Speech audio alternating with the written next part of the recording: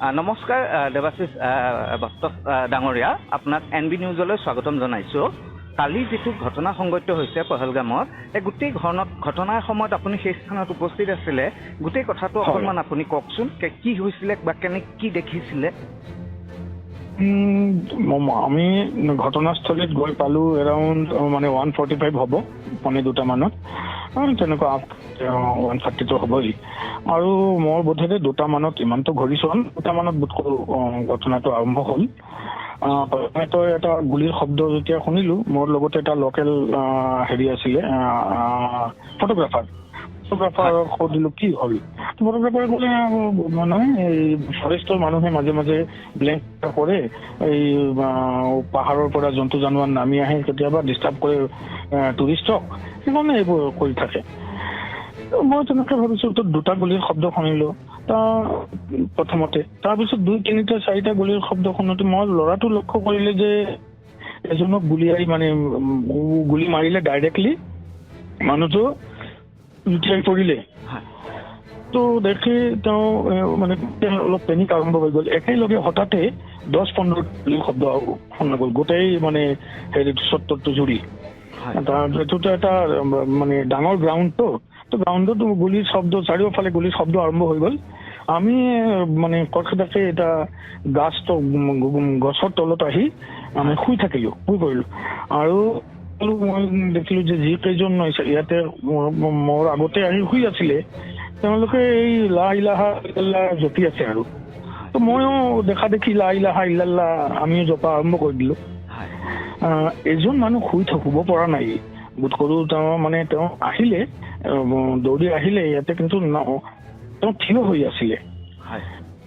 এটা এক্সট্ৰিমিষ্ট বোধ কৰোঁ, গানমেন বুলি ক'ব পাৰোঁ। গানমেন আহিলে, আহি মানুহজনক কিবা এটা ক'লে, কি ক'লে মই গম নাপালোঁ, কিন্তু কিবা এটা ক'লে। তাৰপিছত গুলি মাৰি দিলে ডাইৰেক্টলি। মানুহটো একদম জুতিয়াই পৰিলে। মানুহটোৰ অলপ ব্লাড আহি মোৰ জেকেটতো লাগিল, একদম মোৰ ওচৰতেই পৰিলে।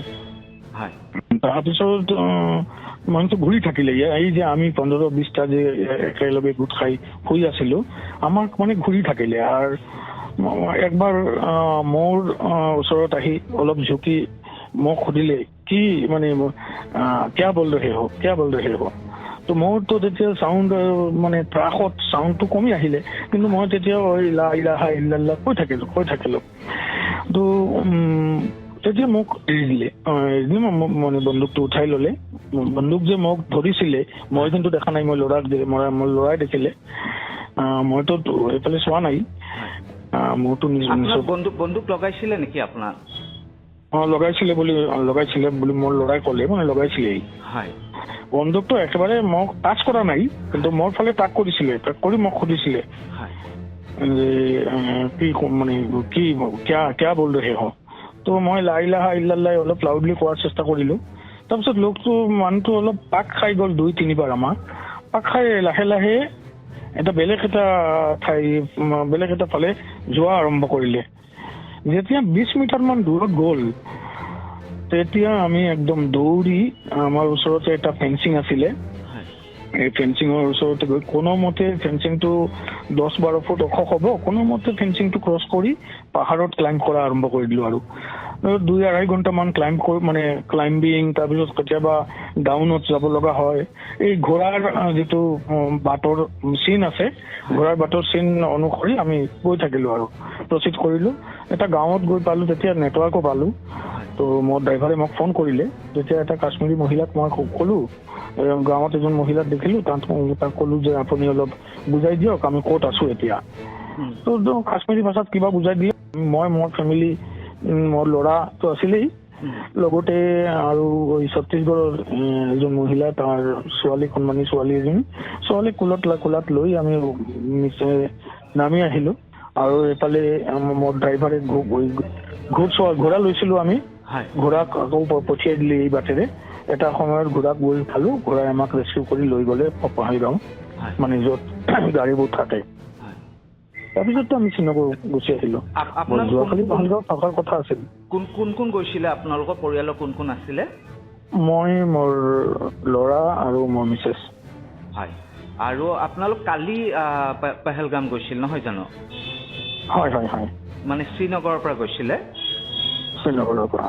হয়, আৰু সেই সময়ত মানে আপুনি ধৰক দেখি আছিলে বা হঠাৎ কেনেকুৱা এটা মানে কেইজনমান আহিছিলে বা কি দেখিছিলে সেই সময়ত কিবা দেখিছিলে নেকি আপুনি ধৰক সন্ত্ৰাসবাদী অহা বা এনেকুৱা আপোনালোকৰ চকুত পৰিছিল নেকি একেলগে অহা বা কি তেনেকুৱা কিবা একেলগে অহা তেনেকুৱা চকুত পৰা নাই, কিন্তু মই এজনক দেখিলো আৰু যেতিয়া ফেন্সিংটো ক্ৰছ কৰো তেতিয়া ফেন্সিঙৰ বাহিৰত দুজনক দেখিলো। হয় হয়, আৰু আমিতো এটা পিছফালে আছিলো গাৰ্ডেনটোৰ, হয় তাৰ যিটো মোৰ মেইন গেটৰ ওচৰতে মানুহ আছিলে এটলিষ্ট 400টো হ'বই, বেছি মানুহ তাতেই আছিলে। হয়, আৰু তাতেতো বহুত কেইটা গুলিৰ আৱাজ পালো মই।